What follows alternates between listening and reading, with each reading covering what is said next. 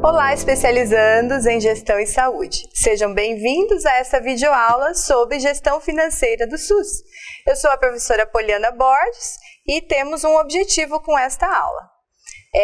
Nós desejamos que com essa aula você possa ter o seu processo de aprendizagem facilitado acerca do financiamento do nosso sistema de saúde brasileiro, que é o SUS. Nesta aula, eu lhe proponho que você conheça, então, alguns temas e preparei, então, um plano de aula para que a gente possa seguir. A primeira coisa que nós vamos estudar são as fontes financeiras para o gasto público em saúde, o financiamento do nosso Sistema Único de Saúde. Propus fazer um resgate histórico sobre a alocação dos recursos no SUS. Também veremos as receitas do SUS, que são empregadas segundo o ente federado. E aí vamos dar um passeio sobre a nova proposta de financiamento para o Sistema Único de Saúde que está sendo proposto e está em discussão nacional.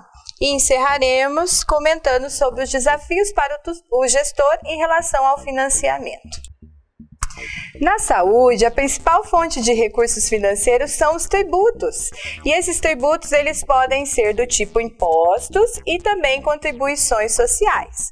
Os impostos são tributos sem destino pré-definido e que dependem das decisões dos governantes para sua alocação. Mas as contribuições sociais são destinadas especificamente para um fim. Esse é o caso das contribuições sociais para a Seguridade Social no Brasil. Além destes, existe a possibilidade que doações ou empréstimos internacionais sejam fontes de recursos. E esta é uma importante fonte de financiamento para os países mais pobres. No financiamento privado da saúde, as pessoas também podem comprar os serviços diretamente dos prestadores, ou contribuir para um plano de saúde individualmente, ou ainda com a cooperação das empresas onde trabalham. Os modelos de financiamento da saúde, eles estão diretamente ligados ao modelo de sistema de saúde adotado pelo país. Então, se, por exemplo, o modelo do sistema de saúde for do tipo seguro social, onde as pessoas compulsoriamente têm descontados em seu pagamento mensal uma contribuição para a saúde, essas contribuições compulsórias serão as fontes de recursos públicos para a saúde. E no Brasil, nós já tivemos essa experiência no século passado com as caixas e institutos de aposentadorias e pensões e o Instituto Nacional de Assistência Médica da Previdência Social, o antigo INAMPS. Já nos países com sistema universal, o financiamento da saúde se dá pelos tributos recolhidos. E em sistemas liberais, o financiamento se daria essencialmente pelos gastos privados. Mas esses modelos liberais eles têm sofrido várias mudanças, como é o caso dos Estados Unidos, que é o melhor exemplo de país que usa o modelo de sistema liberal. E lá já se tem visto uma mistura entre parte do sistema sendo financiado pelos tributos e também pelas contribuições em folhas de pagamento salarial, mas ainda continuam sendo os gastos privados a principal contribuição para o financiamento da saúde. O financiamento do sistema de saúde brasileiro, ele herdou um modelo de sistema de saúde anterior ao SUS. E a despeito de nosso sistema ser universal e integral na Constituição, em relação ao financiamento, ele por vezes se aproxima ao sistema liberal mais do que ao universal, que era o nosso desejo e o desejo do legislador constitucional. Isso porque muitas famílias ainda custeiam seus gastos com saúde, em especial em relação aos medicamentos. Na Lei Orgânica da Saúde de 1990, em seu 33º artigo, o legislador informou que os recursos financeiros do Sistema Único de Saúde são depositados em conta especial, chamada de Fundo de Saúde, em cada esfera de atuação. Então, nós temos um fundo nacional, fundos estaduais e fundos municipais. E esses fundos, eles são movimentados sob fiscalização dos respectivos conselhos de saúde. Na esfera federal, os recursos são administrados pelo Ministério da Saúde. No artigo 36 desta mesma lei, é afirmado que é vedado a transferência de recursos para o financiamento de ações que não estão previstas nos planos de saúde, exceto em situações emergenciais ou de calamidade pública na área de saúde. Assim, você pode perceber que a gestão financeira do SUS exige participação e controle social por meio dos conselhos de saúde e ela também é dependente do planejamento em saúde. E esse assunto do planejamento em saúde ele foi abordado na unidade 1 desta disciplina. No início do Sistema Único de Saúde, lá no começo da década de 90 do século passado, a União ela era responsável por mais de 70% do financiamento. Mas, visto que você conheceu lá na unidade 1 que uma das diretrizes do SUS é a descentralização político-administrativa, atualmente 45% do financiamento é do governo federal. O restante ficou a cargo dos estados e municípios e nós vamos ver mais à frente um percentual de contribuição de cada ente federado. Nas leis orgânicas da saúde, 8.080 e a 8.142, estão estabelecidos os critérios para a distribuição dos recursos federais entre estados, Distrito Federal e municípios. Esses critérios deveriam envolver o perfil demográfico da região, o perfil epidemiológico da população a ser coberta, as características quantitativas e qualitativas da rede de saúde, o desempenho técnico, econômico e financeiro no período anterior, e outros critérios também. Mas a Lei 8.142, ela informou que até que fossem regulamentados os demais critérios, os repasses seriam feitos com base no perfil demográfico da região apenas. E assim a gente tem seguido até os dias atuais. A norma operacional básica de 1991 normatizou que o pagamento das internações e procedimentos ambulatoriais, eles seriam realizados por procedimento. Logo, essa norma, ela privilegiava quem tinha mais capacidade instalada e desconsiderava as ações coletivas. Em seguida, em 1993, o Ministério da Saúde publicou uma segunda norma operacional básica, a NOB de 93. E essa NOB pretendia dar mais autonomia de gestão aos estados e municípios. E para isso ela criou 3 categorias de gestão, de acordo com a disponibilidade de prestação de serviços do território. Essas 3 categorias seriam gestão incipiente, gestão parcial e gestão semiplena.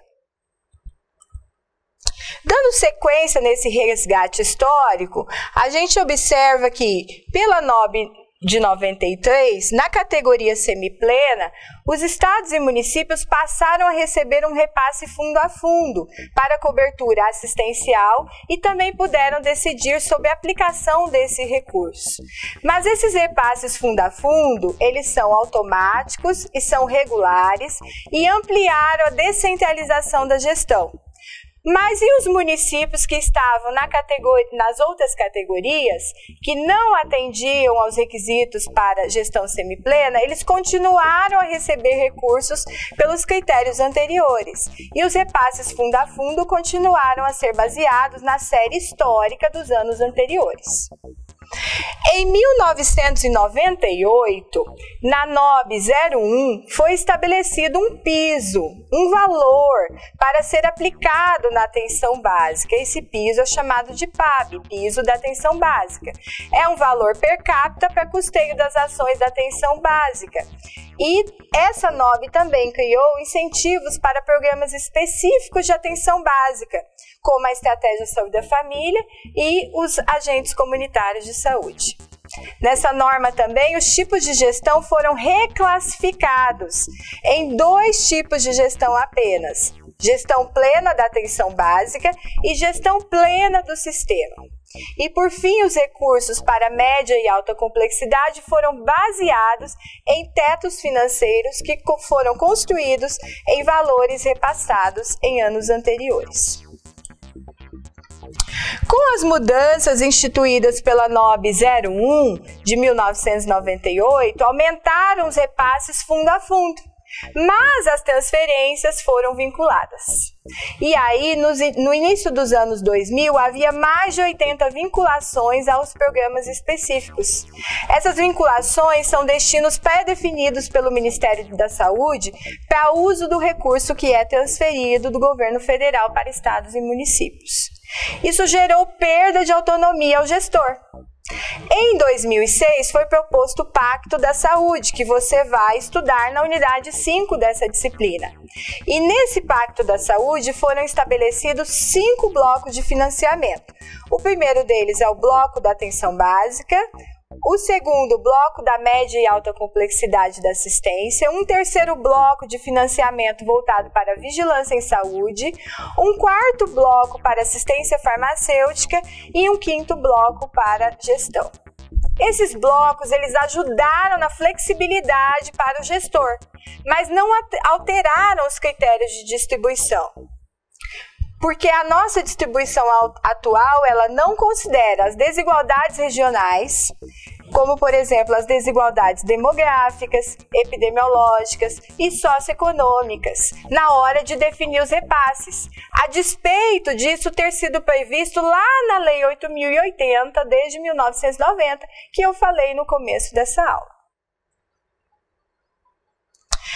A Lei 141 de 2012 regulamentou uma emenda constitucional número 29 do ano de 2000. E nesta lei que regulamenta a emenda 29, está explicitado que a União deve aplicar anualmente para ações e serviços públicos de saúde o montante correspondente ao valor empenhado no exercício financeiro anterior, ou seja, o valor do ano anterior, acrescido de, no mínimo, o percentual correspondente à variação nominal do PIB, o Produto Interno Bruto.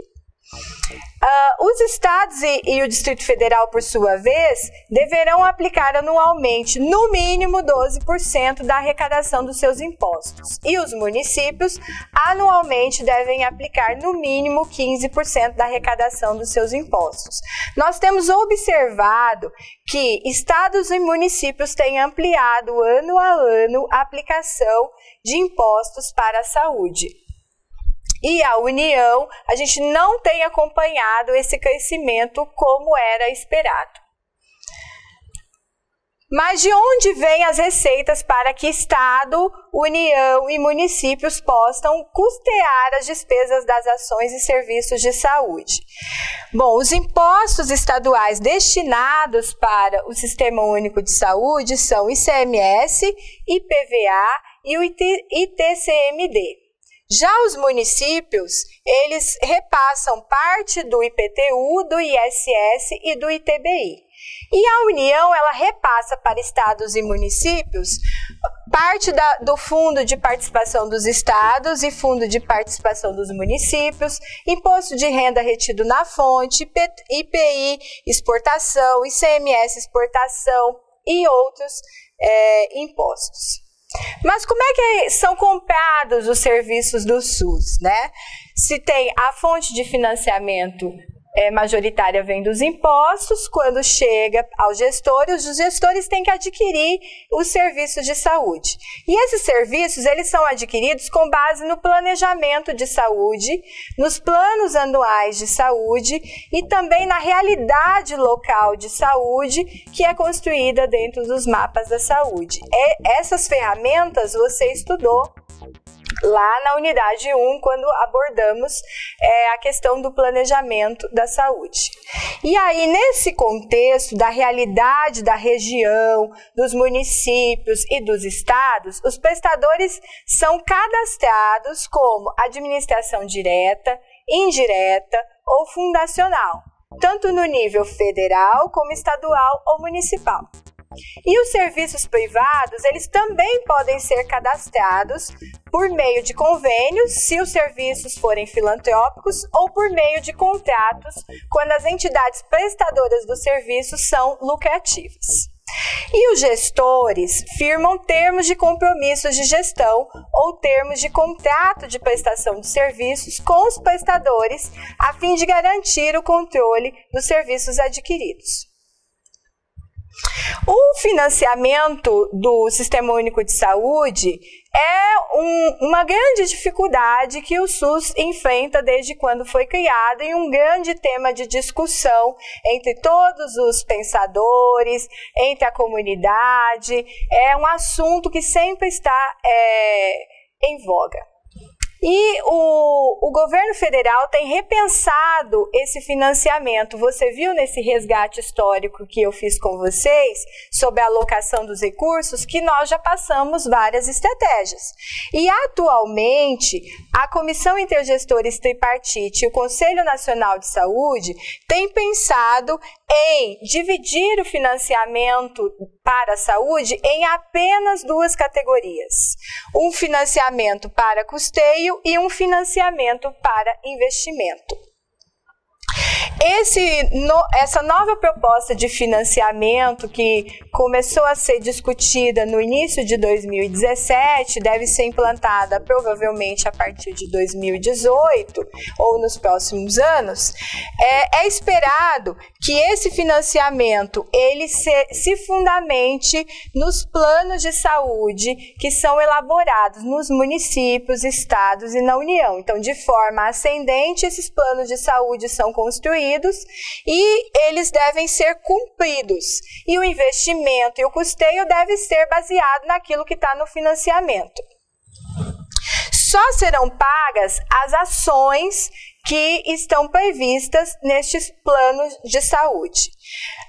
Esse novo financiamento ele vai se chamar, até o momento, SUS Legal. E os projetos que serão propostos deverão ser qualificados e acompanhados por indicadores e metas pactuadas previamente dentro dos planos de saúde e dentro dos planejamentos de saúde. E o Ministério, por sua vez, fará o seguimento do uso dos recursos, tanto de custeio quanto investimento, por meio dos sistemas e-saúde.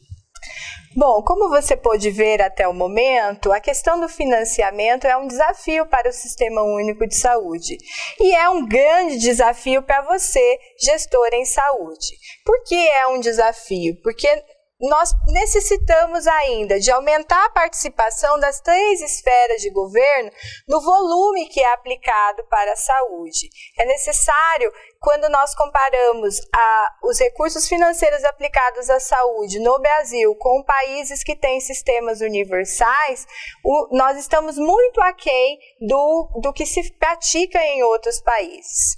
Um segundo desafio é que os gestores usem os recursos financeiros que já são escassos de uma forma racional, de uma forma que tenha efetividade. E essa efetividade ela é buscada por meio de estudos de avaliação tecnológica e do uso de protocolos clínicos. E, por fim, acredito que seja um grande desafio para o gestor a distribuição equitativa para custeio com base em valores que são per capita somente. É necessário que, além do cálculo demográfico, seja baseado também o financiamento nas desigualdades das áreas geográficas, como eu comentei, desigualdades epidemiológicas e socioeconômicas. Elas têm que ser consideradas no momento de fazer o repasse financeiro para estados e municípios.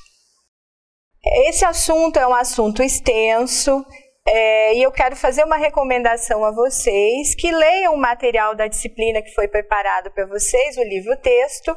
Leiam também o material que eu preparei como professora formadora para vocês, está tudo no AVA. E quero fazer a indicação de um site interessante, que é o CIOPS. Ele está disponível dentro do DataSUS, vai ser colocado o link para vocês no AVA, e aqui neste portal você consegue obter informações sobre o financiamento do Sistema Único de Saúde.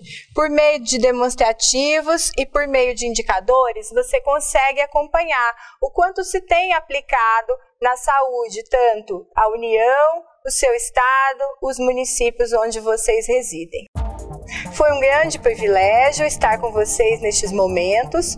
Esse assunto é um assunto extenso, é intrigante, requer continuidade nos estudos. Eu recomendo que você vá ao seu livro-texto, que leia o que foi ofertado para você no AVA e não deixe acumular as atividades. Desejo-lhe muito bons estudos e até a próxima.